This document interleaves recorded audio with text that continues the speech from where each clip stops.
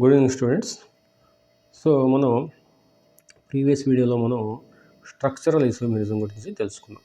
అందులో chain isomerism, position isomerism, functional isomerism and ఈ metamerism గురించి మనం తెలుసుకుందాం అన్నమాట. మెటామెరిజం గురించి మనం తెలుసుకుందాం. ఇప్పుడు మనం స్టీరియో ఐసోమెరిజం గురించి మనం తెలుసుకుందాం. స్టీరియో ఐసోమెరిజం అంటే ఏంటంటే అందులో మనకి 2 టైప్స్ ఉంటాయి. ఒకటి geometrical isomerism, second optical isomerism, geometrical isomerism. ఈ ఐసోమెరిజం అనేది ఎందుకు వస్తుందంటే ఒక కాంపౌండ్కి ఒక కార్బన్కి అటాచ్ అయినటువంటి గ్రూప్స్ స్పేస్లో ఎలా అరేంజ్ అయ్యి ఉన్నాయి, స్పేస్లో అరేంజ్ అయినటువంటి విధానాన్ని బట్టి అది వస్తుందన్నమాట. అంటే ఫర్ ఎగ్జాంపుల్ మనం జామెట్రికల్ ఐసోమెరిజం గురించి మనం మాట్లాడుకుందాం. జామెట్రికల్ ఐసోమెరిజం ఉంది. సో ఇక్కడ మనకి ఒక డబుల్ బాండ్ ఉంది కార్బన్ మీద, ఒక డబుల్ బాండ్ ఉంది. ఈ డబుల్ బాండ్కి మనకి అంటే CH3 CH3 దీని పేరు ఏంటంటే 2-బ్యూటీన్ అనమాట. అంటే CH3 ఇది ఒక కార్బన్, ఇది సెకండ్ కార్బన్, ఇది థర్డ్ కార్బన్, ఇది ఫోర్త్ కార్బన్. సెకండ్ కార్బన్ దగ్గర డబుల్ బాండ్ ఉంది కాబట్టి 4 కార్బన్స్ ఉన్నాయి కాబట్టి బ్యూటీన్ అనమాట. అంటే బ్యూట్ అనమాట. సెకండ్ కార్బన్ దగ్గర డబుల్ బాండ్ ఉంది కాబట్టి 2-బ్యూటీన్ అంటే 2-బ్యూటీన్ అనమాట. దీన్ని మనం ఎక్స్పాండ్ చేసి రాస్తే ఎలా వస్తుందంటే మనకి ఈ డబుల్ బాండ్ అనేది మనం ఇక్కడ రాస్తాం ఇలాగా. ఇక్కడ ఈ CC అనేది ఇక్కడ రాస్తాం. దీని మీద HH ఇలా రాస్తున్నాము. సో ఇక్కడ దాని మీద ఫస్ట్ కార్బన్ అంటే CH3, లాస్ట్ కార్బన్ CH3 ఇలా ఉంది. అంటే ఇది first carbon, second carbon, third carbon, fourth carbon. Second carbon దగ్గర H ఉంది, థర్డ్ కార్బన్ దగ్గర H ఉంది, దానికి CH3 అటాచ్ చేయండి. ఇది 2-బ్యూటీన్. ఈ 2-బ్యూటీన్లో 2 హైడ్రోజన్స్ కానీ 2 మిథైల్ గ్రూప్స్ కానీ సేమ్ సైడ్ ఉంటాయి. అంటే ఈ 2 హైడ్రోజన్స్ డబుల్ బాండ్కి ఒకే వైపు ఉన్నాయి. ఈ డబుల్ బాండ్ కాబట్టి మనం హైబ్రిడేషన్లో చెప్పుకున్నాం. డబుల్ బాండ్ అనేది పైన కింద లాక్ చేసేస్తుంది. CCని కార్బన్ మధ్యలో బాండ్ని లాక్ చేసేస్తుంది. అంటే అది ఫ్రీ రొటేషన్ ఉండదు అనేసి మనం చెప్పుకున్నాం ప్రీవియస్ వీడియోస్లో. అంటే ఎప్పుడైతే మనం హైబ్రిడైజేషన్ sp2 హైబ్రిడైజేషన్ చెప్పుకున్నామో అక్కడ చెప్పుకున్నాం. సో ఇక్కడ అందువల్ల ఈ కార్బన్కి మధ్యలో ఫ్రీ రొటేషన్ ఉండదు కాబట్టి ఈ హైడ్రోజన్ అనేది ఈ కార్బన్ డబుల్ బాండ్కి సేమ్ సైడ్ అంటే ఈ సైడే ఫిక్స్ అయిపోతుంది, అలాగే ఫిక్స్ అయిపోతుంది. కాబట్టి దాన్ని సిస్ ఐసోమర్ అంటారు. సిస్ అంటే cis-2-బ్యూటీన్ అంటారు. ఇలాంటి కాంపౌండ్ని యాక్చువల్గా 2-బ్యూటీన్ అది, కానీ 2 హైడ్రోజన్స్ కూడా సేమ్ సైడ్ ఉంటే దాన్ని cis-2-బ్యూటీన్ అంటారు. ఓకే. అదే 2 హైడ్రోజన్స్ అనేవి సేమ్ సైడ్ కాకుండా, ఈ 2 హైడ్రోజన్స్ అనేవి సేమ్ సైడ్ కాకుండా ఆపోజిట్ సైడ్లో ఉన్నాయనుకోండి. ఫర్ ఎగ్జాంపుల్ మనకి ఈ డబుల్ బాండ్ ఉంది. ఇక్కడ H ఈ సైడ్ ఉంది, ఇంకో H ఈ సైడ్ ఉంది. ఇప్పుడు మిథైల్ ఈ సైడ్ వస్తుంది, ఇంకో మిథైల్ ఈ సైడ్ వస్తుంది. ఓకే. సో ఈ విధంగా ఉంది. ముందు కాంపౌండ్ చూస్తే మీకు HH సేమ్ సైడ్ ఉంది, కానీ ఇక్కడ మాత్రం HH ఆపోజిట్ సైడ్ ఉంది. ఈ H ఇక్కడ ఉంటే ఈ H ఇక్కడ ఉంది. ఓకే. సో ఇలా ఆపోజిట్ సైడ్ ఉంటే దాన్ని ట్రాన్స్ 2-బ్యూటీన్ అంటారు. ట్రాన్స్ 2-బ్యూటీన్ అంటారు. డబుల్ బాండ్ ఉంది కదా, బ్యూటీన్ అనేసి అంటారు. ఓకే. సో అది సిస్ 2 బ్యూటీన్, ఇది ట్రాన్స్ 2 బ్యూటీన్ అనమాట. సో ఈ విధంగా molecular formula same, structural formula కూడా సేమే. అంటే చైన్లో కానీ దేంట్లో కానీ డిఫరెన్స్ లేదు. ఓన్లీ ఇన్ స్పేస్లో అంటే అది మనం గాల్లో వేలాడదీసాం అనుకో, ఆ కాంపౌండ్ని మనం గాల్లో వేలాడదీస్తే ఆ కాంపౌండ్లో ఉన్నటువంటి 2 హైడ్రోజన్స్ సేమ్ సైడ్లో ఉంటే దాన్ని సిస్ 2 బ్యూటీన్ అంటారు. అలాగే ఆ 2 హైడ్రోజన్స్ ఆపోజిట్ సైడ్లో ఉంటే దాన్ని ట్రాన్స్ 2 బ్యూటీన్ అంటారు. సో ఈ విధంగా సేమ్ మాలిక్యులర్ ఫార్ములా ఉండి, సేమ్ స్ట్రక్చరల్ ఫార్ములా ఉండి, వాటి యొక్క యాటమ్స్ యొక్క అరేంజ్మెంట్లో డిఫరెంట్ ఉంటే దాన్ని జియోమెట్రికల్ ఐసోమెరిజం అంటారు. వాటిని జియోమెట్రికల్ ఐసోమర్స్ అనేసి అంటారు అనమాట. ఓకే, అది జియోమెట్రికల్ ఐసోమర్స్. ఇంకో ఎగ్జాంపుల్ చూద్దాం మనం. సపోజ్ మనకి CH డబుల్ బాండ్ CH, ఇక్కడ బ్రోమో ఉంది, బ్రోమో కాంపౌండ్ ఉంది, ఇక్కడ ఒక బ్రోమో కాంపౌండ్ ఉంది. సో 1,2 డైబ్రోమో ఈథీన్ అనమాట. ఇది దీని పేరేంటి 1,2 డైబ్రోమో ఈథీన్, డబుల్ బాండ్ ఉంది కాబట్టి. దీనికి మనం రాస్తే ఇలాగా, కార్బన్స్ రాయాల్సిన అవసరం లేదు యాక్చువల్గా. ఇలా రాస్తే మనకి హైడ్రోజన్స్ ఇక్కడ బ్రోమో, ఇక్కడ బ్రోమో. ఈ ఐసోమర్ని సిస్ ఐసోమర్ అంటారు. Cis 1,2 dibromo ethene, cis compound, cis isomer అన్నమాట. అదే బ్రోమో కానీ హైడ్రోజన్ కానీ ఆపోజిట్ సైడ్ ఉంటే, మనం కార్బన్ రాయాల్సిన అవసరం లేదు, ఆపోజిట్ సైడ్ ఉంటే హెచ్ ఇక్కడ, బిఆర్ ఇక్కడ, ఆపోజిట్ సైడ్లో బిఆర్ ఉంటే దీన్ని ట్రాన్స్ అంటారు, ట్రాన్స్ ఐసోమర్ అంటారు, ట్రాన్స్ ఐసోమర్. సో ఈ విధంగా మనకి జియోమెట్రికల్ ఐసోమర్స్ అనేవి ఫామ్ అవుతాయి అన్నమాట. ఓకే, సో ఇంకా మనం ఫర్దర్గా వెళ్తే ఈ అండ్ జెడ్ ఐసోమరిజమ్స్ ఉంటాయి జియోమెట్రికల్ ఐసోమర్స్లో. ఇక్కడ బ్రోమో సేమ్ ఉంది, ఇక్కడ 3 టైప్స్ ఆఫ్ డిఫరెంట్ గ్రూప్స్ ఉన్నాయనుకో, 3 టైప్స్ ఆఫ్ డిఫరెంట్ గ్రూప్స్. అంటే బ్రోమో ఉంది కదా, అలా కాకుండా ఇక్కడ బ్రోమో, ఇక్కడ క్లోరో ఉందనుకో, ఇక్కడ ఏదో ఐడో ఉందనుకో, అప్పుడు ఈ సిస్ ట్రాన్స్ అనేది మనం చెప్పలేము అనమాట. ఎందుకంటే 2 సేమ్ గ్రూప్స్ ఉండాలి. డబుల్ బాండ్కి ఈ సైడు సేమ్ మినిమం 2 గ్రూప్స్ ఉంటే మనకి అది సిస్ ట్రాన్స్ చెప్పగలం. కానీ డబుల్ బాండ్కి ఈ సైడ్ డిఫరెంట్ గ్రూప్స్ ఉన్నాయనుకోండి. అంటే ఇక్కడ ఫ్లోరో ఉంది, ఇక్కడ హైడ్రోజన్ ఉంది, ఇక్కడ క్లోరో ఉంది, ఇక్కడ బ్రోమో ఉంది. ఇప్పుడు సేమ్ గ్రూప్స్ లేవు కదా, ఇక్కడ సేమ్ గ్రూప్స్ అన్నీ లేవు. ఇక్కడ హైడ్రోజన్ ఉంది, బ్రోమో ఉంది, క్లోరో ఉంది, ఫ్లోరో ఉంది. అప్పుడు దీన్ని మనం సిస్ ట్రాన్స్లో చెప్పలేం. ఇది కూడా జియోమెట్రికల్ ఐసోమరిజం. అంటే ఈ ఐసోమర్ లేకపోతే ఇక్కడ ఇంకో ఐసోమర్, ఇక్కడ హెచ్ ఉంది, ఇక్కడ బ్రోమో ఉంది సేమ్, కానీ ఇక్కడ మాత్రం క్లోరో పైకి వెళ్ళింది, ఇక్కడ ఫ్లోరో కిందకి వచ్చింది. ఈ రెండు కూడా జియోమెట్రికల్ ఐసోమర్సే. కానీ ఇక్కడ వచ్చేటప్పటికి సిస్ ట్రాన్స్ ఐసోమరిజం అనేసి మనం చెప్పలేము. దీన్ని ఎలా చెప్తామంటే, దేనికైతే మాలిక్యులర్ వెయిట్ ఎక్కువ ఉంటుందో, లేకపోతే అటామిక్ నెంబర్ ఎక్కువ ఉంటుందో దానికి ఫస్ట్ ప్రిఫరెన్స్ ఇస్తాం. అంటే ఇక్కడ దీంట్లో అటామిక్ నెంబర్ ఎంత, దేనికి ఎక్కువ, క్లోరిన్కి ఎక్కువ, కింద దానికి ఎక్కువ.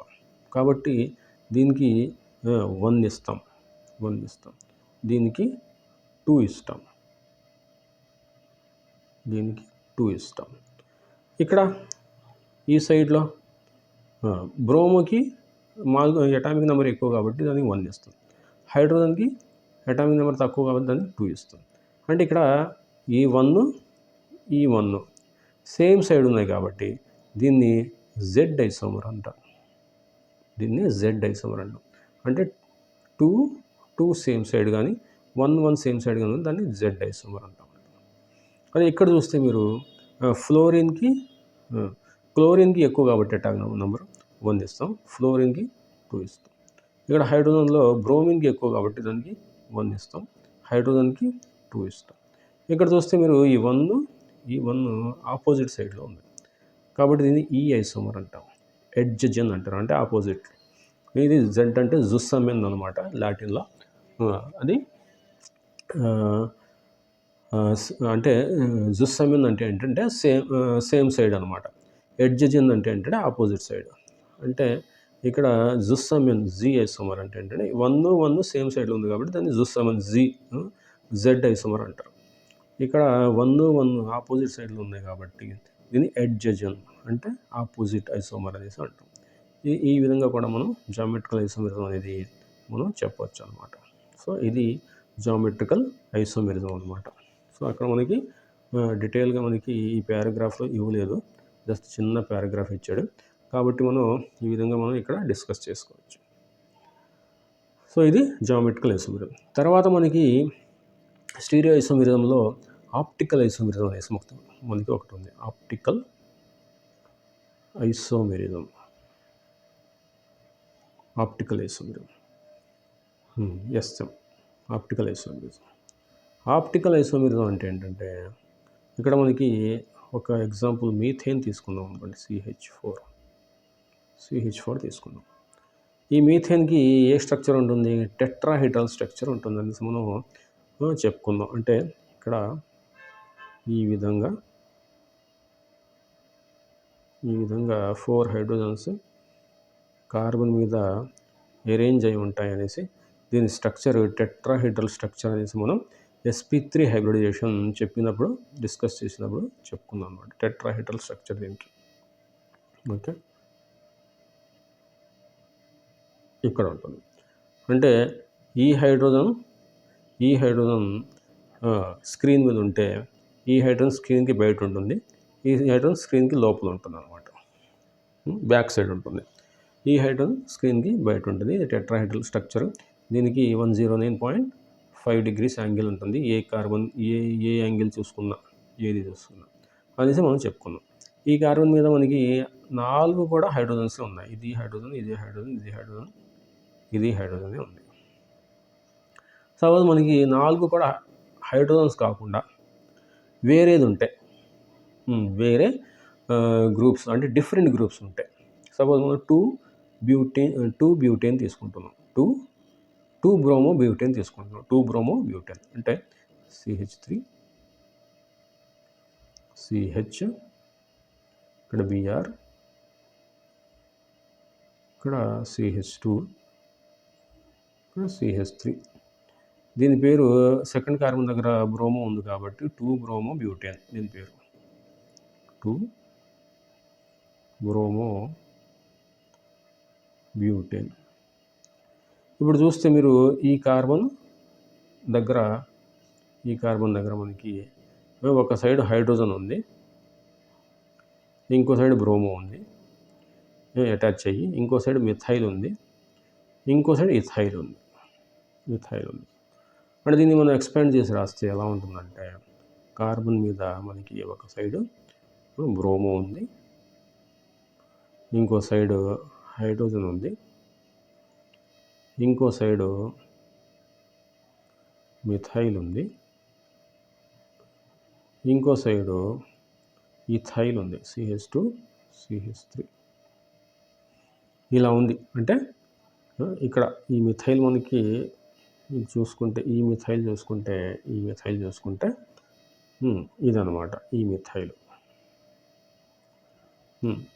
తర్వాత ఈ హైడ్రోజన్ చూసుకుంటే ఇది కూడా కార్బన్ మీద ఉంది కదా, ఈ హైడ్రోజన్ అది చూసుకుంటే ఈ హైడ్రోజన్ అనమాట. దాని తర్వాత బ్రోమో చూసుకుంటే అది కూడా ఈ కార్బన్కి అటాచ్ అయి ఉంది కాబట్టి బ్రోమో అనేది మనం ఇక్కడ పైన రాస్తాం. అదే దాని తర్వాత ఈ ఇథైల్ గ్రూప్ చూసుకుంటే అది మనం ఈ సైడ్ ఇక్కడ రాస్తాం అనమాట, ఇక్కడ రాస్తాం. అంటే ఈ కార్బన్ మనం చూసుకుంటే, ఈ సెంట్రల్ కార్బన్ మనం చూసుకుంటే దాని మీద 4 డిఫరెంట్ గ్రూప్స్ ఉన్నాయి. ఈ హైడ్రోజన్ ఒక గ్రూపు, బ్రోమో ఒక గ్రూపు, మిథైల్ ఒక గ్రూపు, ఈథైల్ ఒక గ్రూపు. అంటే 4 డిఫరెంట్ గ్రూప్స్ ఉన్నాయి. ఇలా ఒక కార్బన్ మీద 4 డిఫరెంట్ గ్రూప్స్ ఉంటే అలాంటి కార్బన్ని ఎసిమెట్రిక్ కార్బన్ అంటారు, లేకపోతే కైరల్ కార్బన్ అనేసి అంటారు. ఈ కైరల్ కార్బన్ ఉన్నటువంటి మాలిక్యూల్స్ అంటే 2 బ్రోమోబ్యూటేన్ కానీ చాలా ఉంటాయి మనకి. ఈ విధంగా ఒక కార్బన్ మీద ఎసిమెట్రిక్ సెంటర్ ఉన్నాయి, ఒక మాలిక్యూల్‌లో ఎసిమెట్రిక్ సెంటర్ ఉన్నాయి. అంటే కార్బన్ మీద 4 డిఫరెంట్ గ్రూప్స్ ఉన్నాయి. చాలా కాంపౌండ్స్ ఉంటాయి మనకి ఆర్గానిక్ కాంపౌండ్స్‌లో. ఇదొక ఎగ్జాంపుల్. 2 బ్రోమోబ్యూటేన్ అనేది ఒక ఎగ్జాంపుల్. సో, ఇలాంటి మాలిక్యూల్స్‌ని మన దగ్గర ఒక మెషిన్ ఉంటుంది. పొలారిమీటర్ అనేసి ఒక మెషిన్ ఉంటుంది. ఇలాంటి కాంపౌండ్ యొక్క సొల్యూషన్‌ని తీసుకెళ్ళి ఆ పొలారిమీటర్‌లో పెట్టినప్పుడు, ఆ పొలారిమీటర్ ఒక లైట్‌ని జనరేట్ చేస్తుంది.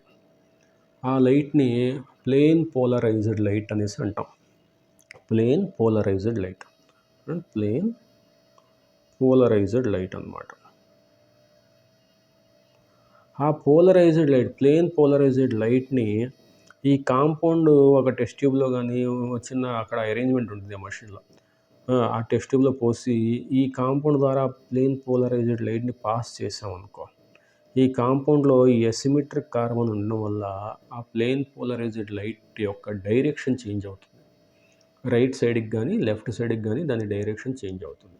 క్లాక్ వైజ్ కానీ, యాంటీ క్లాక్ వైజ్ కానీ ఆ ప్లేన్ పోలరైజ్డ్ లైట్ యొక్క డైరెక్షన్ చేంజ్ అవుతుంది.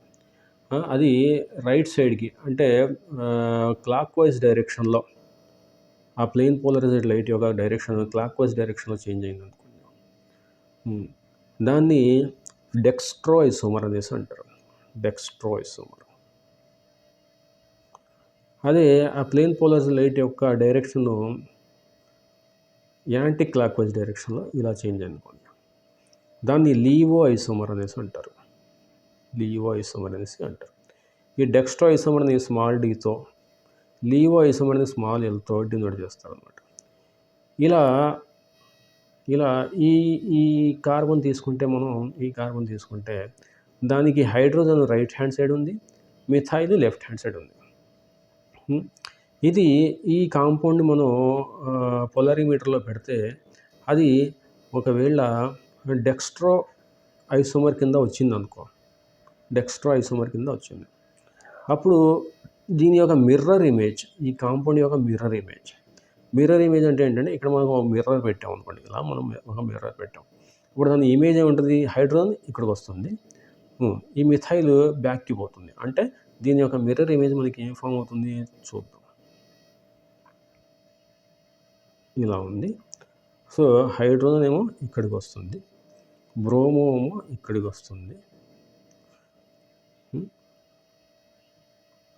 ఇథైల్ ఈ సైడ్ వస్తుంది, ఇలా వస్తుంది. పైన మనకి బ్రోమో కింద ఉందా, ఇక్కడ మనకి బ్రోమో పైన ఉంది, బ్రోమో కాదు మిథైల్ వస్తుంది ఈ సైడ్.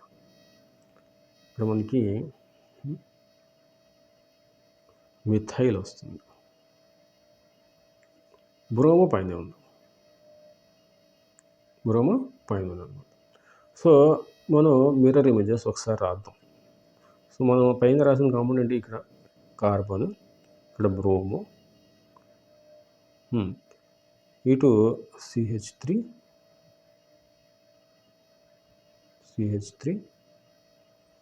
ఇక్కడ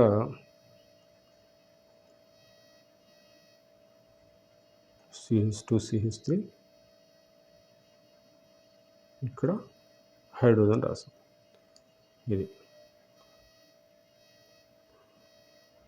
సో దీని మిర్రర్ ఇమేజ్ అంటే ఏంటి, ఇక్కడ చూస్తే మీరు దీని మిర్రర్ ఇమేజ్ అనేది చూస్తే కార్బన్ ఇక్కడ ఉంటుంది, హైడ్రోజన్ ఇక్కడ వస్తుంది, ఎందుకంటే దీనికి మిర్రర్ ఇమేజ్ ఇదే కదా. ఈ CH3 ఇటు వస్తుంది,